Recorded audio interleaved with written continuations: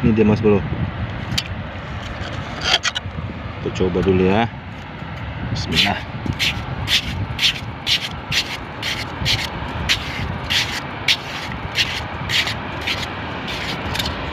Itu lubangnya mas bro. Kita cucuk dulu. Bismillah.